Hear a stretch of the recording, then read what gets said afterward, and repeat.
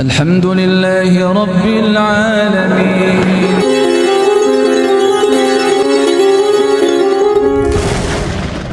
Ini rahasia bahwa setiap kita, umur berapapun, profesi apapun, dalam kondisi yang sesibuk apapun, dan di saat memulai itu belum tahu huruf sekalipun, kita dijamin oleh Allah dari tuntunan yang diajarkan oleh Nabi SAW pasti memperoleh posisi hafal 30 juz Al-Quran.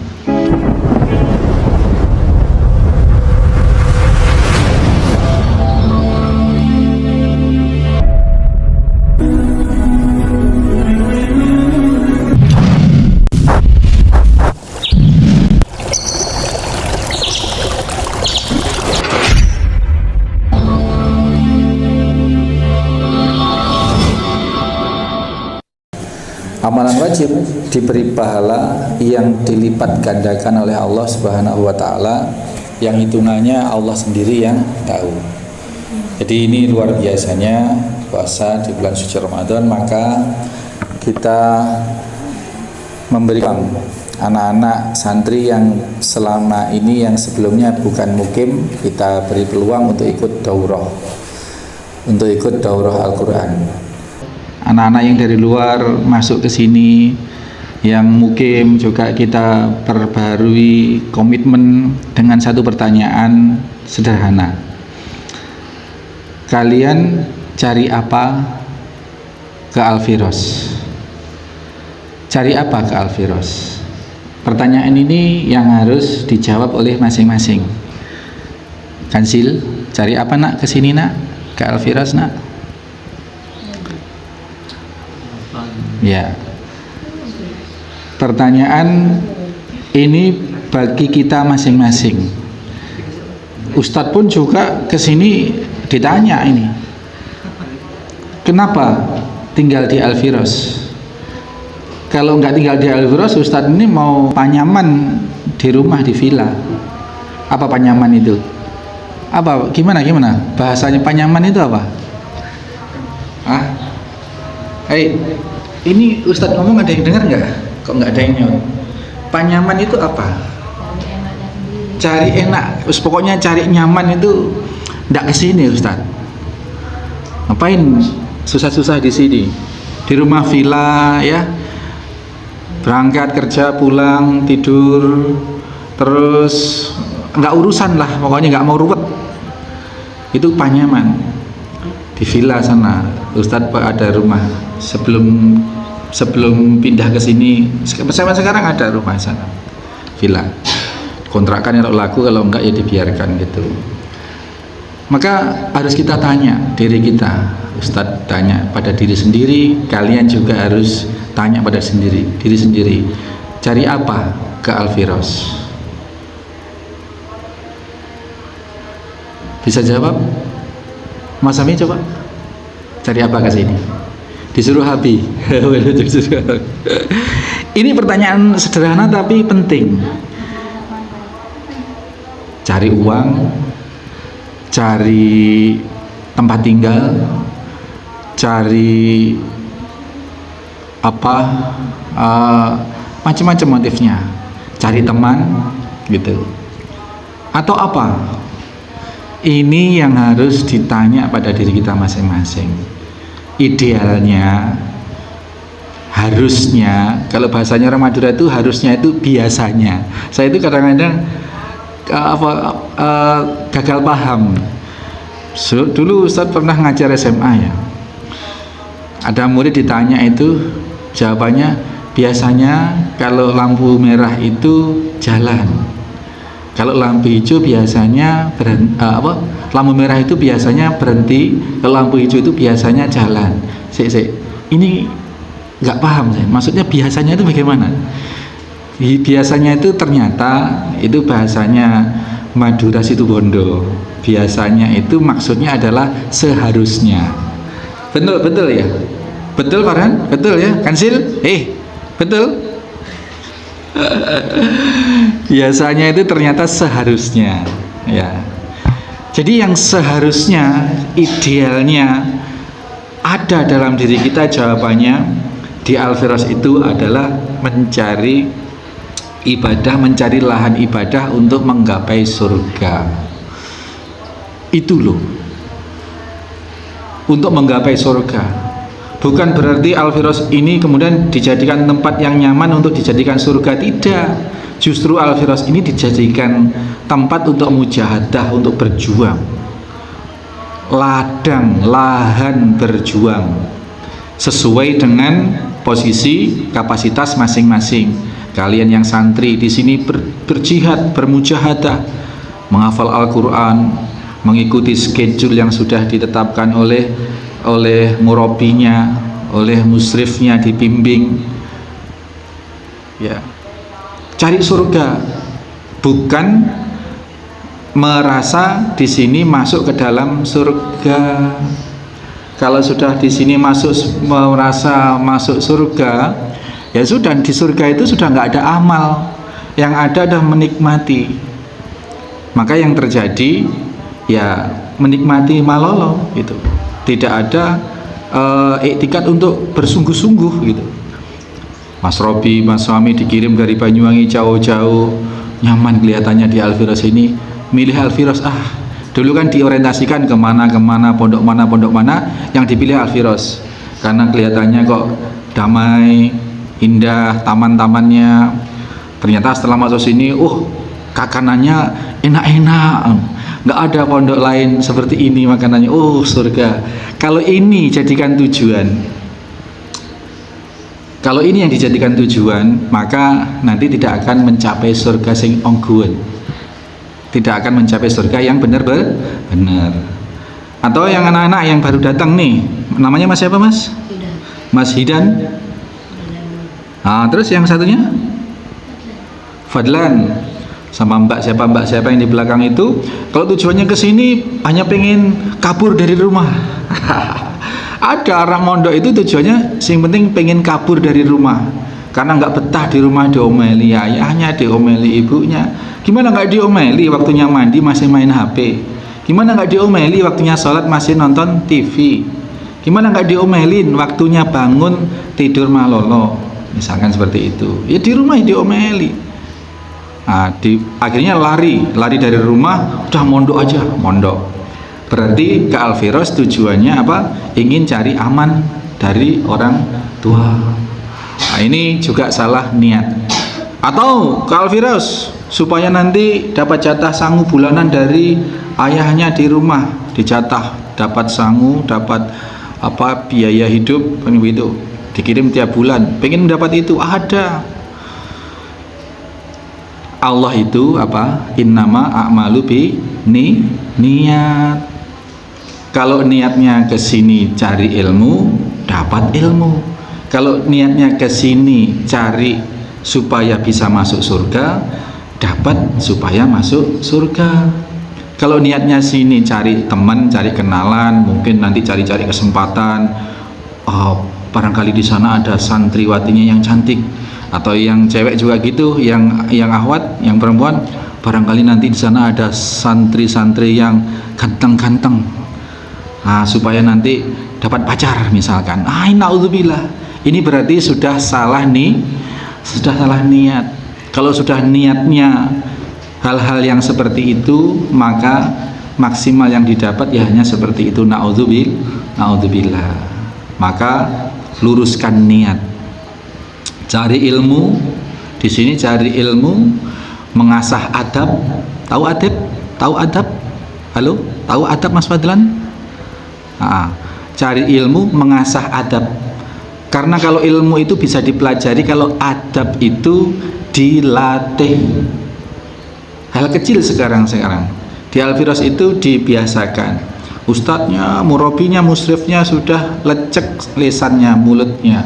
Kalau masuk ruangan pakai sandal tuh, kalau masuk ruangan sandalnya langsung otomatis menghadap ke luar, berarti masuknya itu mundur, mau masuk itu loh. Jadi sudah nggak usah nata pakai tangan, otomatis ruangan manapun, mau masuk dapur, ketika meletakkan sandal menghadap keluar, mau masuk ke kamar putri atau yang putra mau masuk ke atas, otomatis itu bagian dari adab, dari kebiasaan, dan itu dilatih, tidak bisa hanya diteorikan. Survei membuktikan itu hanya diundangkan, diteorikan, bahkan ditempeli kertas di sampingnya. Misalkan masuk keluar tutup pintu, sudah ditempeli ya, sudah ditempeli apa tulisan seperti itu. Ya masih juga tidak ditaati. Ini bukti bahwa yang namanya adab, attitude itu perlu pembiasaan atau perlu latihan atau perlu pengasahan. Kalau ilmu pengetahuan ya itu gampang, ditempel itu sudah pengetahuan. Sekarang sudah ada schedule untuk 20 hari ini khusus karena bulan puasa. Dari bangun jam berapa? Jam 3 sampai jam 4 itu bangun sahur. Beni langsung bangun, langsung minta sahur, beni ya. Itu kalau mau diurai sebenarnya jam 3 bangun, itu sholat tahajud dulu setengah jam sampai jam setengah 4. Sholat tahajud itu sholat sunnah malam yang dilakukan setelah tidur, sholat ngelilir, sholat terjaga, itu pahalanya besar. Sudah tidak usah pakai witir, karena witirnya sudah tadi malam sudah taraweh pakai witir. Jadi schedule itu hanya global, jam 3 sampai jam 4 bangun tahajud dan sahur dan makan sahur. Itu dibagi sendiri, masa masih mau didetilkan. Jam 3, jam 4, jam 3 sampai 3/4 bangun mandi. Jam 3/4 sampai setengah 4 sholat tahajud. Masa mau didetilkan gitu? Ya diatur sendirilah. Bangun mandi, usahakan mandi malam itu. Bangun jam 3 itu. Syukur sebelum jam 3 sudah bangun. Kalau yang di dapur itu sebelum jam 3 sudah bangun, sudah nyiapkan. Sudah mulai bidil-bidil apa ini dan itu. Dia paham ya? Itu untuk schedule-nya. Terus kembali ke cari apa ke Al-Firos. Cari apa 20 hari daurah Al-Quran itu ke sini. Cari apa mukim di sini, meninggalkan rumah jauh. Buat apa? Cari apa? Kalau pertanyaan ini dijawab, pastinya jawabannya adalah jawaban yang benar. Cari ilmu supaya mendapatkan bekal untuk bisa masuk surga. Ya pasti nanti akan tumbuh komitmen di sini, ya komitmen yang seharusnya dilakukan, mengikuti segala tata tertib ya. Nanti ada olahraga, ikuti itu. Ada waktunya tidur. Kalau waktunya tidur tidak dipakai tidur, kemudian nanti waktunya program pasti ngantuk, pasti akan akan kacau. Itu ya anak sekalian. Terus nanti masih mau dicek oleh pengampu, Mas Fadlan ini kemampuan bacanya sudah sampai mana, Mbak siapa sudah sampai mana. Kalau sudah bacaannya bagus, mau langsung dibimbing untuk menghafal Al-Quran sedapatnya. Kalau yang bacaannya belum bagus, dibimbing untuk jadi bagus. Kalau belum tahu huruf sama sekali, diajari, nanti dituntun untuk tahu huruf dan bisa baca. Itu semua anak-anak sekalian bukan yang masih tahsin atau masih memperbaiki bacaan lebih rendah dari yang sudah siap menghafal, tidak. Sekarang kembali ke innama a'malu binniyat. Sekarang niatnya ingin hafal Al-Quran 30 juz. Jadi Ustadz sarankan dalam posisi apapun kemampuan saat ini, ya misalkan masih tahsin kayak Mbak Atikoh misalkan, atau mungkin ada yang nanti kita deteksi ada yang masih memperlancar bacaan, ada yang masih belum tahu baca sama sekali. tetap niatkan untuk dalam 20 hari ini untuk menghafal Al-Quran 30 juz. Niatkan itu.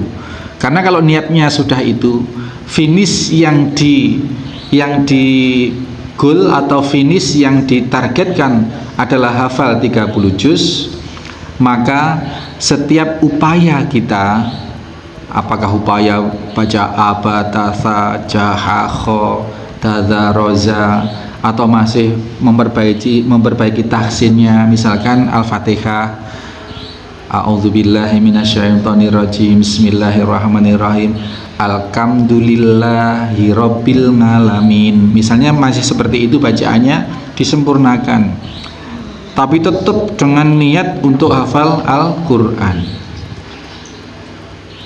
Ini rahasia bahwa setiap kita, umur berapapun, profesi apapun, ya, dalam kondisi yang sesibuk apapun, kita dijamin oleh Allah dari tuntunan yang diajarkan oleh Nabi SAW, pasti memperoleh status atau memperoleh posisi hafal 30 juz Al-Quran. Meskipun sekarang sudah usia 55 atau sudah 65 atau sudah 80 tahun sekalipun, dan di saat memulai itu belum tahu huruf sekalipun. Ini ada rahasia yang akan kita buka pagi ini di hadapan anak-anak untuk sebagai bekal 20 hari ke sini, dan sebagai bekal nanti perjalanan hidup ke depan, juga untuk siapapun yang mendengarkan penjelasan ini. Kita berangkat dari hadis Nabi SAW. Nabi bercerita bahwasanya dulu di masa sebelum kita ada seseorang pembunuh, ada orang pembunuh, gali, preman, ya apalah namanya, sudah bunuh berapa orang? 99 orang. Lalu dia timbul nalurinya penyesalan, ingin bertaubat. Nah, dia menemui seorang ahli ibadah. Ini masyhur sekali di antara kita, sudah sangat familiar kisah ini, ya. Menemui ahli ibadah untuk konsultasi. Kalau saya sudah preman seperti ini, dosa saya sudah banyak, sudah membunuh 99 orang. Kalau saya bertaubat, kira-kira Allah terima enggak ya? Si Abid, seorang yang ahli ibadah tadi, bilang, oh enggak bisa, enggak diterima. Jangankan 99 orang, satu orang saja enggak diterima taubatnya. Ini kalau kita urai, jawaban ini betul sebenarnya. Betul. Kenapa? Dosa membunuh orang itu adalah dosa, diantaranya dosa kezoliman terhadap sesama manusia. Cara taubatnya kalau terkait dengan sesama manusia, taubatnya itu syaratnya 4. Kalau hanya dosa kepada Allah, ninggalkan sholat, kemudian ninggalkan puasa, itu taubatnya 3. Yang pertama apa? Berjanji tidak. Yang pertama menyesal sesesal-sesalnya. Kedua, berazam pada diri sendiri dan pada Allah untuk tidak mengulangi. Ketiga, melakukan perbuatan baik. Ini saja cukup. Tapi kalau ada kaitannya dengan sesama manusia, tambah 1, kembalikan haknya manusia itu. Kalau pernah nyuri mangganya, ya minta dihalalkan. Pernah nyuri sandalnya, ya dikembalikan atau minta dihalalkan. Nah, kalau menghilangkan nyawa seseorang, nah ini masalah. Bagaimana kita mau minta penghalalan dari orang yang nyawanya sudah kita hilangkan? Maka sebenarnya secara syariatnya membunuh orang itu sudah tidak bisa bertaubat. Sudah tidak bisa memenuhi syarat bertaubat, karena yang harus kita penuhi haknya sudah tidak ada. Ini masuk akal jawabannya. Tapi dijawab seperti itu, si pembunuh ini malah nggak puas, malah marah. Yang memberi jawaban, oh kalau nggak bisa taubat, kalau gitu sekalian saya genapi 100, saya bunuh kamu. Bunuh itu orang, dibunuh ya. Berarti sudah berapa? 199 ditambah seorang ahli ibadah tadi dibunuh sekalian. Nah, kemudian namanya naluri manusia yang sudah mendapat hidayah taubat sebenarnya, dia semakin gelisah, semakin menyesal, semakin semakin ingin bertaubat. Akhirnya tidak bisa membohongi hatinya, dia cari orang yang alim. Ketemu orang alim. Kalau tadi ketemu orang apa? Abid. Abid itu ahli ibadah. Kalau alim itu orang yang berilmu. Apa ada Ustadz orang ahli ibadah nggak berilmu? Banyak. Ibadahnya hanya karena norok buntek, karena apa? Taklid misalkan. Kamu kok sholat seperti itu? Nggak tahu, ini pokoknya katanya Ustadz saya seperti ini, kata kiai saya seperti ini. Ini ciri-ciri orang abid. Beribadah rajin berdasarkan semangat doang, atau berdasarkan taklid atau ikut-ikut doang gitu.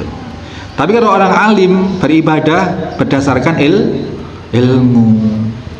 Ini yang betul, al ilmu qoblal amal. Berilmu itu diwajibkan sebelum beramal, sehingga amalannya mengandung atau berdasarkan ilmu. Kenapa puasa? Kenapa Ramadan puasa? Fadlan, kenapa Ramadan puasa? Ya. Kalau nggak ada ilmunya, misalkan belum punya ilmunya, belum dapat info dari ustadznya, belum dapat info dari gurunya, ya karena bulan puasa Ustadz. Ya itu, ya karena bulan puasa. Ya seperti itu ya. Jadi ini bedanya abid dengan alim. Nah, kalian yang mondok, kalian yang mengikuti program-program rohani seperti ini berarti memproses diri menjadi alim. Kalau sudah alim, otomatis dia nanti menjadi seorang yang ahli ibadah. Kalau alim banyak ilmunya tapi tidak ibadah, berarti dia orang keblinger, berarti dia orang tersesat. Ya Farhan sama Fadlan, ayo tidak berbicara sendiri, ayo menjauh agak ke Mas Emi. Nah gitu ya. Terus bertanya pada orang alim, si pembunuh tadi ini, saya sudah membunuh 100 orang, kalau saya bertaubat, apakah Allah akan menerima taubat saya? Orang alim namanya orang tahu, orang ngerti ya. Dia jawab, bisa. Apa yang menghalangi Allah untuk menerima taubat dari hambanya? Tidak ada. Allah Maha Berkuasa. Lu katanya, misalkan ini dikembangkan, ini dialognya dikembangkan misalkan. Lu katanya kalau orang sudah membunuh orang, taubatnya harus mendapatkan penghalalan dari yang dibunuh. Gimana ini? Kalau sudah Allah berkehendak, siapa yang menghalangi kehendak Allah? Bisa. Allah hanya mempersyaratkan, jangankan dosa membunuh orang, dosa syirik sekalipun, asalkan nafas belum sampai kerongkongan, itu kalau bertaubat diterima oleh Allah. Tapi ada syaratnya. Syaratnya apa? Syaratnya kamu sudah menyesal dengan perbuatanmu membunuh 100 orang. Kemudian kamu harus hijrah, harus meninggalkan kampungmu, komunitasmu. Karena di kampungmu kampung dosa, kampung banyak pencoleng, kampungnya orang-orang maling, kampungnya orang-orang pembunuh. Kamu harus pindah ke kampungnya orang-orang soleh di sonono, di seberang gunung sono. Dan jangan pernah kembali ke kampungmu. Nah ini anak-anak sekalian, kalau sudah kalian dibimbing oleh orang tua, dipondokkan, sudah bergaul dengan teman-teman sesama ngaji, sudah bergaul sama teman-teman yang sesama disiplin sholatnya, disiplin puasanya, jangan pas balik bergaul sama teman-teman yang masih liar, yang masih main ke sana kemari, ngerokok ya, ke sungai, kadang nyuri apa. Batasi sudah, jangan kembali ke komunitas lama, jangan kembali ke geng-geng lama. Ini syarat bertaubat ya. Jadi terus orang ini berangkat, oh baik kalau begitu saya berangkat orang ini. Qadarullah, masih dalam perjalanan dia meninggal dunia.